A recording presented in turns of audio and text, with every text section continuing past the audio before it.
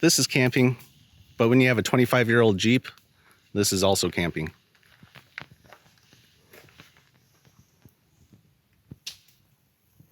I've been chasing electrical issues in my Jeep for I don't know how many years, and things just seem to get worse with time. All the lights pulse inside and out, the radio volume turns up on its own, and the charging voltage fluctuates like crazy. Every time I'm sure I've found the problem, I turn out to be wrong. I eventually caved and took it to a mechanic, but after 3 months, all he gave me was a bad diagnosis and a bill for $477. I guess it's true when people say, if you want something done right, you've got to do it yourself.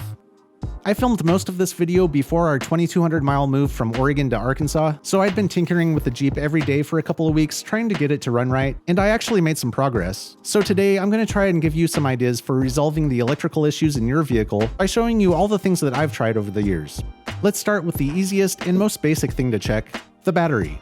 If you don't have a multimeter like this, you can get one on Amazon for about $10, but many auto parts stores like AutoZone and O'Reilly's will test your battery and alternator for free and let you know if there are any problems. A healthy battery should read somewhere between 12.6 and 12.8 volts with the engine and all the accessories turned off. A reading of 12.4 volts typically indicates the battery is holding a 75% charge, and a reading lower than that should get you thinking about replacing the battery within the next 6 months, especially if there's cold weather on the way. And here's a secret tip for you guys with European cars. FCP Euro puts a lifetime warranty on everything they sell, so buy your next battery from them and get free battery replacements for life. Even if you don't have a European car, it's worth checking their website to see if they have your battery. The alternator is what charges the battery, so with the engine running, the voltage should jump up to somewhere around 13.7 volts, but no higher than 14.7 volts for most applications.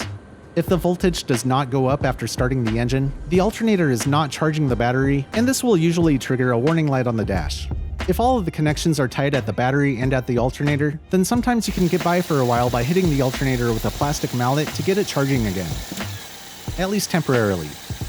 If you do need to replace the alternator, you can save a lot of money by purchasing a used one on eBay. Just make sure the seller has a good return policy in case it doesn't work. One of the most common issues I've seen in used vehicles is butchered wiring. I can't be the only one who's found aftermarket wiring and questionable connections in every used car I've owned. If you own a used car, the odds are pretty good that a previous owner has made some kind of modification or repair over the years that may have led to the issues your car has now. Take a look at all the exposed wiring under the hood, under the dash, in the trunk, and anything you might see peeking out from the trim or under a carpet. I've removed a lot of custom wiring from this Jeep, and I even found this absolute masterpiece wrapped in electrical tape coming off the positive battery terminal a few years ago, and replacing this with a new cable made no difference. Another simple thing you can do while checking all the wiring is to pull apart any connections, especially those that may have been exposed to water, and cleaning them with QD electronic cleaner. You might be surprised at what you find in a connection that's been supposedly sealed for the last 25 years.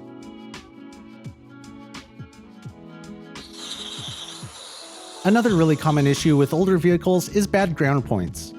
All of the electrical circuits in your vehicle have a negative wire that connects to the chassis or runs back to the negative terminal on the battery. These are your ground points, and they can get corroded, oily, or otherwise dirty over time. All you have to do is find the end of each ground wire, disconnect them, remove any corrosion with steel wool or sandpaper, and then reconnect everything. Every vehicle is different, but this Jeep has 2 ground points here on the fender, a couple here on the alternator, one down here on the engine block, one down here under the AC compressor, one that connects the firewall to the rear of the engine, and 1 or 2 under each front seat that I cut holes in the carpet to access.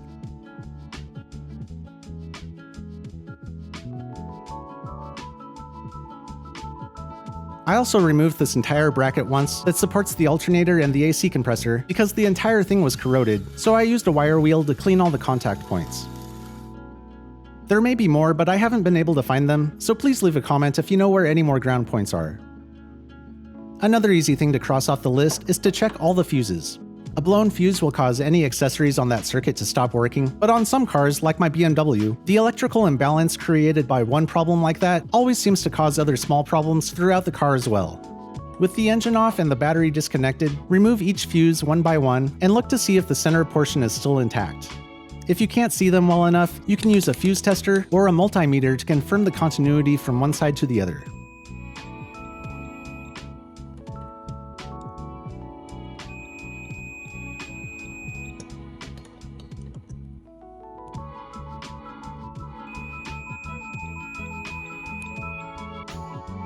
It's also a good idea to confirm that each fuse is of the correct amperage as indicated by the fuse box cover or in the vehicle's service manual.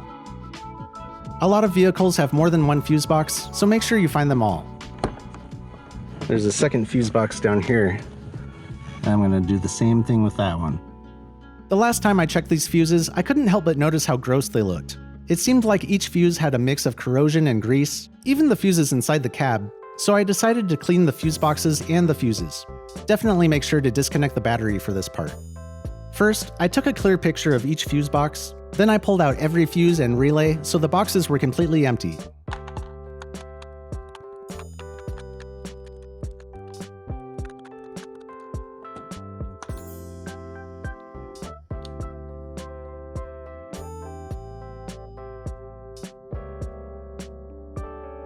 The fuse boxes can be safely soaked with this stuff, which will clean up some of the corrosion and dissolve the oils. Just make sure to use it in a well-ventilated area and read all of the instructions and warnings on the label first.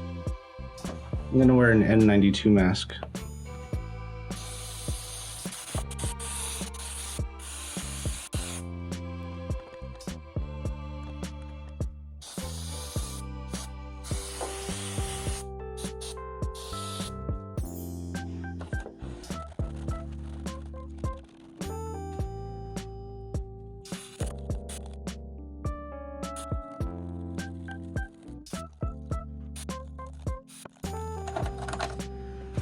Now we just let it dry. A lot of these seem kind of greasy, like maybe they have some dielectric grease on them, so I'm going to wipe that off real quick and then clean them up with some superfine steel wool.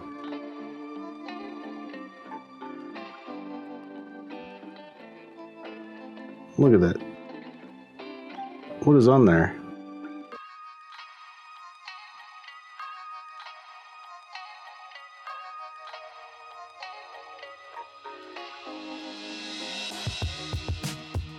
Even these relays seem pretty messed up. We'll clean everything.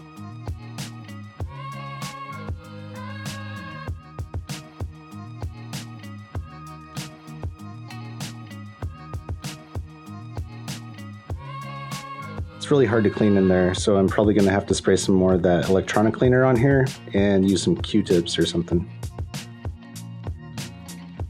I'm going to wear this N95 mask while I use the steel wool.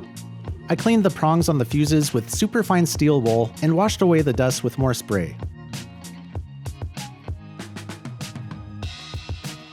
That's before and after. No, that's before and after the steel wool.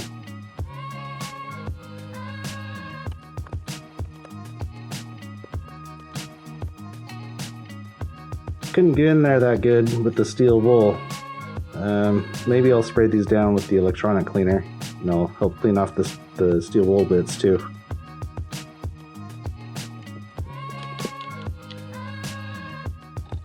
And that's the reason I'm wearing a mask to do this.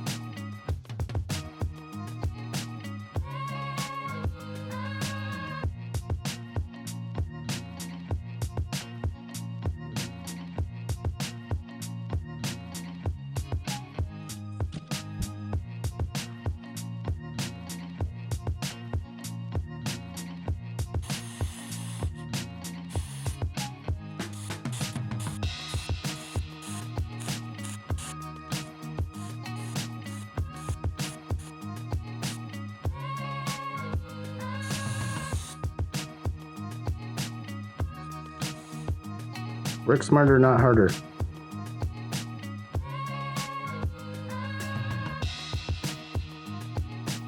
I got some stuff out of there. Not a lot though.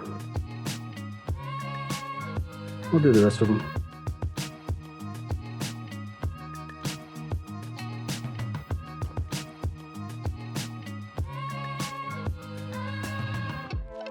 Okay, when everything dries, we can put it all back together.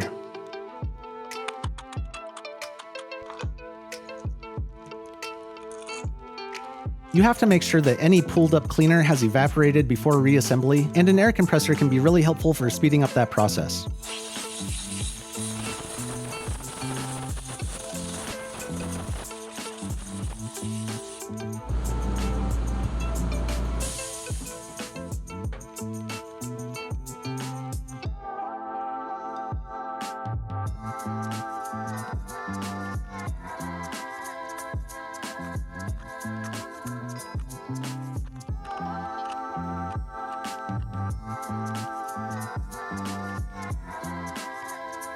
There's an extra one. Oh, no, there's not.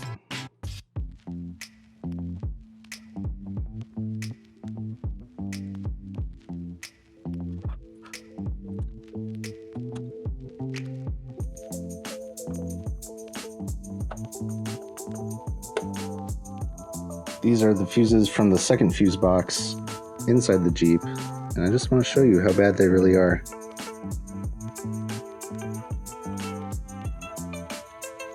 They're all filthy, just like the ones under the hood. Wow, look, especially that one. All right, let's get to it.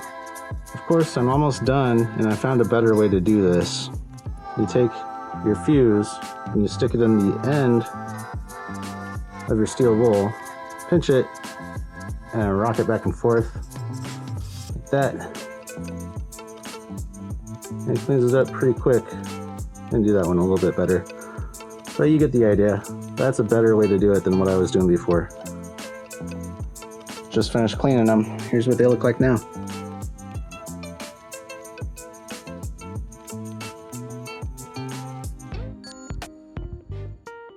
Got all the fuses put back in. Let's try her out.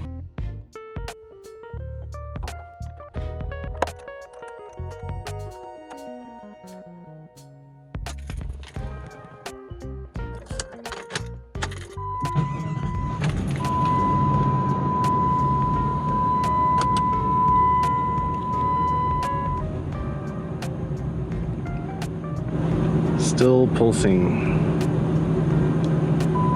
Just as bad as before.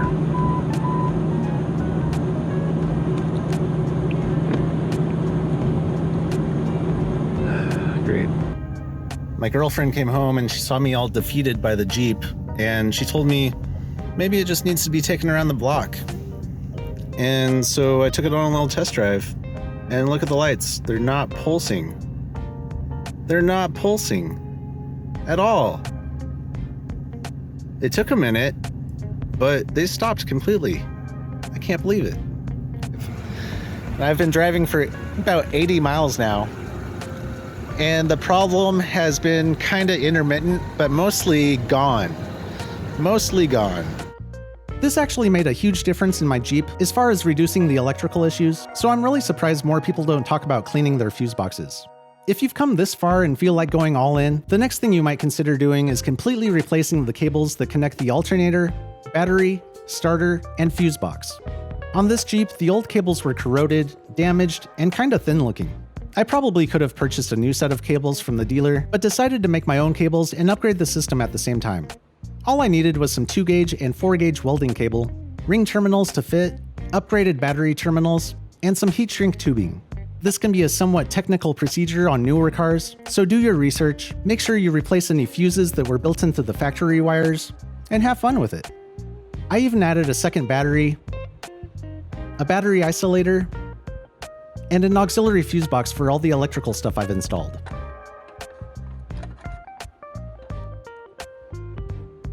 Now, if you've done all this and you're still stumped, at least you know you're in good company. My Jeep still has some electrical issues, so I obviously missed something here, but if you have any tips that I missed in this video, please leave a comment and share your knowledge with the rest of us. And as a last resort, these quick disconnects can help keep your battery from going dead if your vehicle has a parasitic drain, and they can work as an anti-theft mechanism too.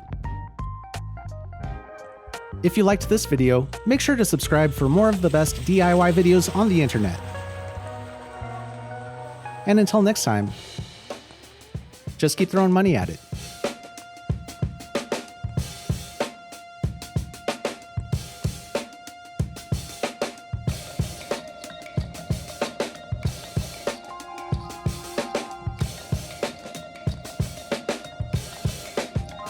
By the way, you can now support the channel by purchasing this awesome design, available in a t-shirt, long sleeve, and a hoodie, and in a bunch of different colors as well. Check for a link in the description below.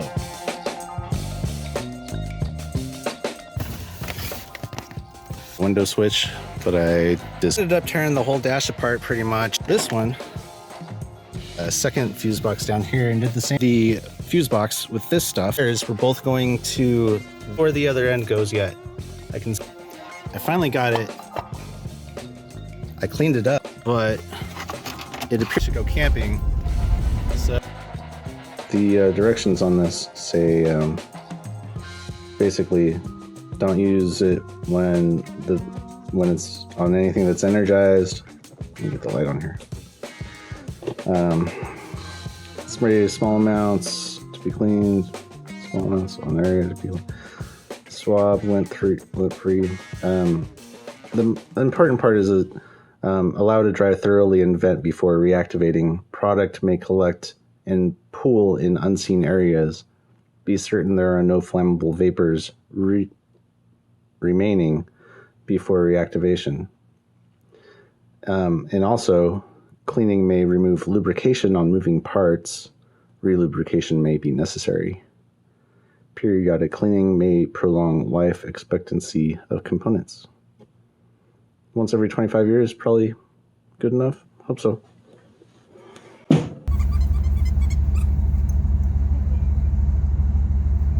ready?